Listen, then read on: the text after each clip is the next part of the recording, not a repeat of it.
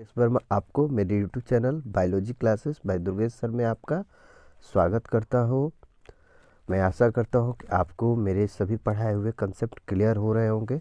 आप कंसेप्ट को रेगुलरली देखा करिए जिससे आपको कोई डाउट न बने, ठीक ना। क्योंकि कोविड का सिचुएशन आप देख रहे हैं, कोविड का कंडीशन बना हुआ है। इस कंडीशन में स्कूल ओपन होने के अभी चांसेस नहीं बन रहे हैं, तो मैं आशा करूँगा कि आप लोग घर पे सेफ रहें और अच्छे से पढ़ते रहें। कोई डाउट हो तो पूछते रहें। ओके, देखिए हमने आप लोग को एम्पीबोलिक पाथवे स्टार्ट किया था, बताया था। एम्पीबोलिक पाथवे का मतलब मैंने बताया था कि रिस्पिरेशन में आप सब लोग जानते हैं कि रिस्पिरेशन ब्रेकडाउन होता है, लेकिन रिस्पिरेशन में जो सबस्ट्रेट इन्वॉल्व होते हैं,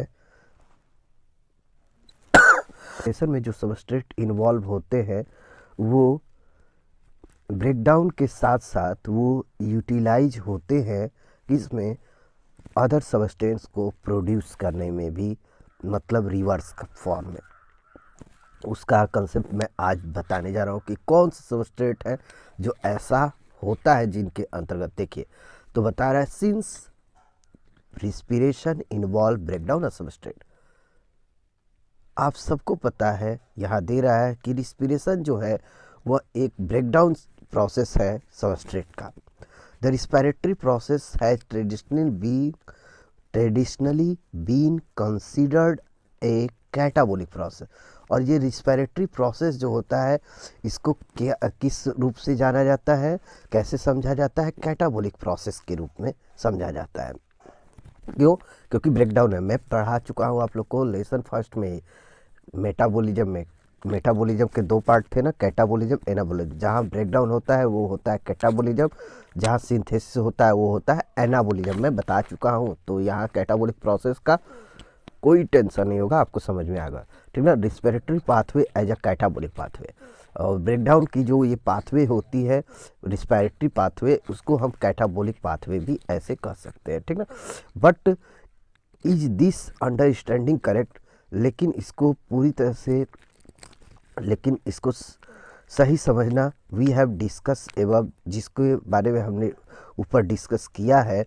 eight which point in respiratory pathway different substrate would enter if they were to be respired use to derive energy.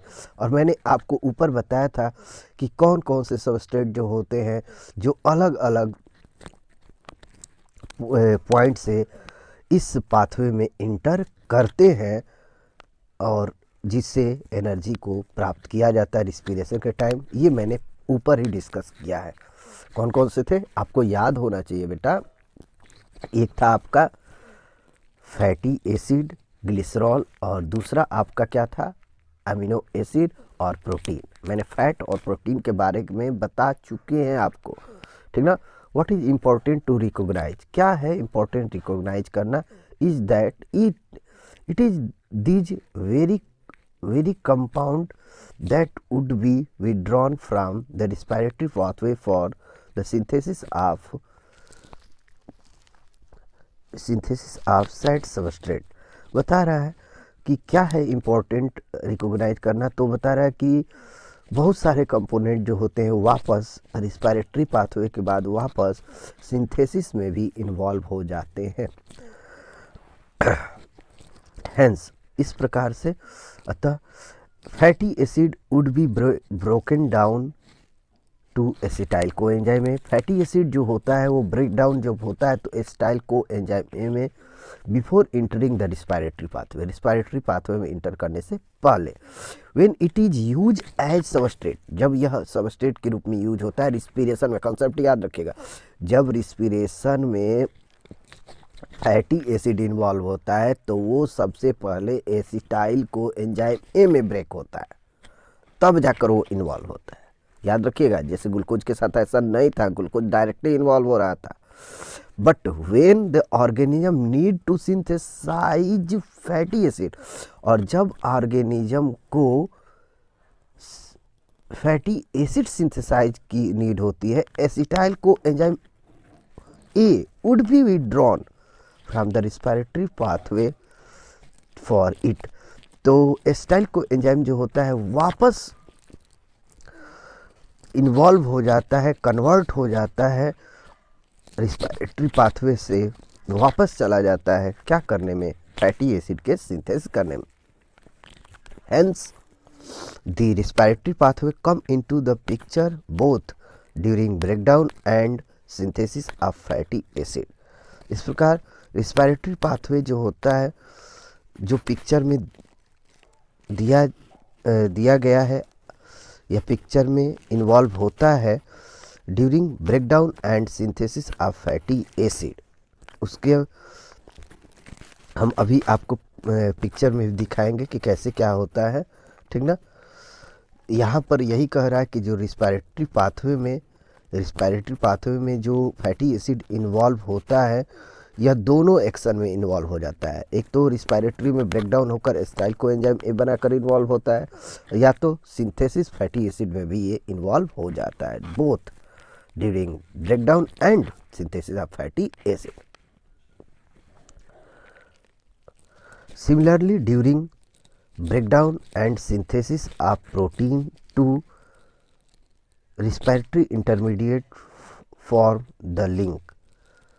तो इस प्रकार से during breakdown and synthesis protein का ब्रेकडाउन होना और सिंथेसिस होना सेम ऐसे ही होता है जैसे आपका अभी फैट का आप लोग ने पढ़ा है, ठीक ना। तो ये दोनों से जुड़ा हुआ है, इंटरमीडिएट हो जाता है, ठीक ना। Breaking down process within living organism is catabolism. जो ब्रेकिंग डाउन की प्रोसेस होती है लिविंग ऑर्गेनिज्म, वो कैटाबोलिज्म है, और सिंथेसिस की जो प्रोसेस होती है एनाबोलिज्म में होता है। बिकॉज क्योंकि रिस्पिरेटरी पाथवे जो है is involve in both anabolism and catabolism, respiratory pathway anabolism और कैटाबोलिज्म दोनों इन्वॉल्व हो रहा है।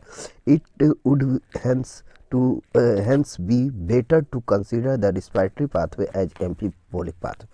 इस प्रकार हमें रिस्पिरेटरी पाथवे को एम्फीबोलिक पाथवे के रूप में समझना सही होगा, अच्छा होगा, रेदर देन कैटाबोलिक।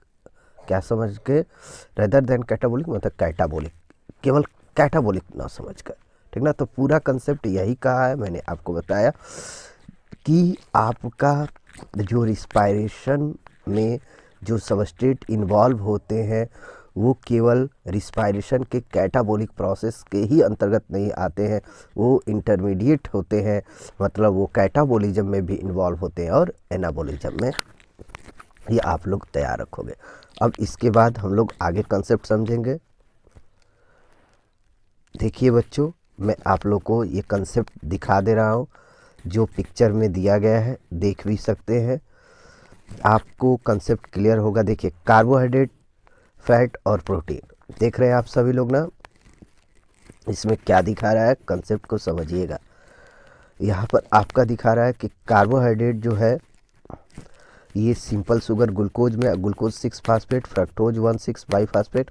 फिर यह आपको पता है कि फ्रक्टोज 1,6 बाईफास्फेट जो होता है ये किस में कन्वर्ट हुआ था, डाइहाइड्रोक्सी एसीटोन फॉस्फेट में, ग्लिसरॉल्डिहाइड 3 फॉस्फेट में। ये सब आपको याद होगा, मैंने बताया है। और यही ग्लिसरॉल्डिहाइड 3 फॉस्फेट जो है, क्योंकि ये दोनों एक दूसरे के क्या थे आपको याद होगा, आइसोमर्स होते हैं, ठीक ना।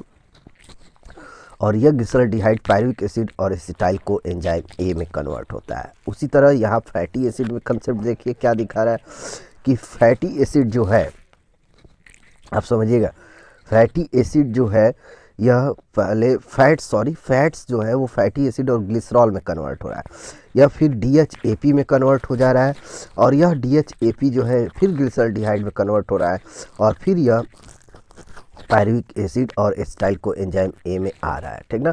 और इसके बाद बता रहा है कि यह क्रेब्स साइकिल में इन्वॉल्व हो जा रहा है। ये तो कंसेप्ट क्लियर है ना। उसी तरह प्रोटीन के केस में क्या बताया गया कि प्रोटीन जो है यह पहले अमीनो एसिड में कन्वर्ट हो रहा है, ये आप लोग समझ रहे हो। लेकिन ग्लूकोज जो है आप देख रहे हैं कि ग्लूकोज शुरू से ही इस प्रोसेस में इन्वॉल्व है, लेकिन ये सब जो इन्वॉल्व हो रहे हैं आपके जो एरो में ग्लिसरॉल के केस में तो दिया गया है, लेकिन फैटी एसिड का अलग है बच्चों, याद रखिएगा।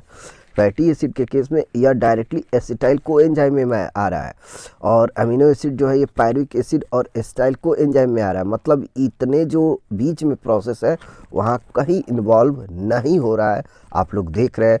और जब फैट का सिंथेसिस करना होता है फैटी एसिड का, तो देखिए यही रिवर्स हो जाता है। यहाँ पर शो नहीं किया गया है लेकिन याद रखिएगा यही रिवर्स हो जाता है एसिटाइल कोएंजाइम से, फिर फैटी एसिड बन जाता है। तो ये इंटरमीडिएट हो गया, तो ऐसा केसेस देखने को मिलता है। तो एम्फीबोलिक पाथवे मैं आशा करता हूँ आपको समझ में आ गया होगा। ओके, तो अगला जो कंसेप्ट है वो है हम लोग का RQ। तो आज हम लोग कंसेप्ट स्टडी करेंगे वो है हम लोग का RQ। RQ क्या होता है? RQ को रिस्पायरेटरी क्विशिएंट बोलते हैं। रिस्पायरेटरी क्विशिएंट क्या होता है?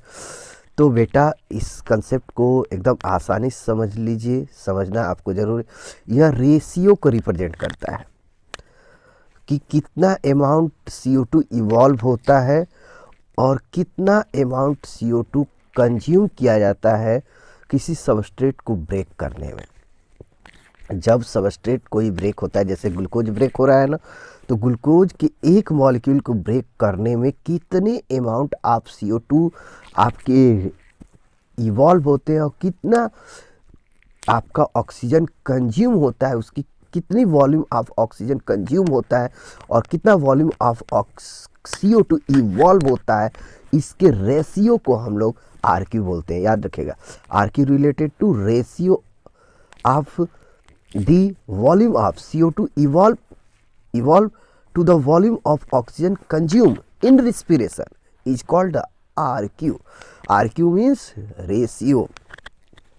रेशियो क्या है कि आपने एक ग्लूकोज के मॉलिक्यूल को ब्रेक करने में कितना CO2 इवॉल्व हुआ और कितना ऑक्सीजन यूज हुआ, ये दोनों का जब रेशियो निकालेंगे तो आपका मिलेगा RQ। तो RQ का फॉर्मूला दिया गया है, आप देख सकते हैं। RQ को जब आपको निकालना होगा तो volume of CO2 evolve upon volume of oxygen consume, ये दोनों वैल्यू को या ये आपको फार्मूला तैयार रखना पड़ेगा। जैसे में एक एग्जांपल दिया गया है, सबसे आसान कार्बोहाइड्रेट में ग्लूकोज का दिया गया है। देख रहे हैं ग्लूकोज के एक मॉलिक्यूल को ब्रेक करने के लिए 6 आपके ऑक्सीजन के मॉलिक्यूल इन्वॉल्व हो रहे हैं और 6 CO2 रिलीज हो रहा है। तो इस तरीके से 6 CO2 का और 6 O2 दोनों इन्वॉल्व है और 6 का अगर डिवाइड कर देंगे तो क्या आएगा? 1। तो यह कंसेप्ट कह रहा है कि एक मॉलिक्यूल आप ग्लूकोज को ब्रेक करने में, ठीक ना, एक ग्लूकोज के मॉलिक्यूल को ब्रेक करने में आपके जितने मॉलिक्यूल ऑक्सीजन यूज होंगे उतने ही मॉलिक्यूल आपके क्या यूज होंगे? कार्बन डाइऑक्साइड इवॉल्व होंगे। यूज नहीं होंगे बेटा, इवॉल्व होंगे, ठीक ना। तो कितना मॉलिक्यूल इवॉल्व होगा? 6। और कितना रिलीज होगा, कितना ऑक्सीजन कंज्यूम होगा? 6। तो दोनों को अगर डिवाइड कर दे तो रेशियो 1 का रेशियो है, मतलब इक्वल है, ठीक ना। अब देखिए वही आपका दूसरा जो दिया गया है, यहाँ पर यह कंसेप्ट को समझिएगा। यह भी दिया गया है फैटी एसिड का। फैटी एसिड में बता रहा है कि फैटी एसिड में देखिए आपका ट्राइपाल्मिटीन यह फैटी एसिड है, इसका 102 आपके CO2 इवॉल्व होते हैं और इसको ब्रेक करने में ग्लूकोज के ऑक्सीजन के मॉलिक्यूल कितने कंज्यूम होते हैं? 145। तो 145 को नीचे रखा गया है, ऑक्सीजन का वैल्यू है, और 102 जो है वो CO2 इवॉल्व हो रहा है। इसका मतलब इनका रेशियो जो है 0.7 आ रहा है। इसका मतलब यह इक्वल नहीं आ रहा है, इसका मतलब कि अधिक अमाउंट में ऑक्सीजन का यूज करना पड़ता है आपके फैटी एसिड को ब्रेक करने में। उसी तरह प्रोटीन का आएगा 0.9, लेकिन सबसे अधिक जो ऑक्सीजन यूज होता है वह आपका किस में होता है? तो फैट को ब्रेक डाउन करने में। तो यही RQ था। मैं आशा करता हूँ आपको समझ में आ गया और इस तरीके से यह लेसन कंप्लीट होता है। अगले वीडियो में अगले लेसन को हम लोग स्टडी करेंगे। Okay, thank you.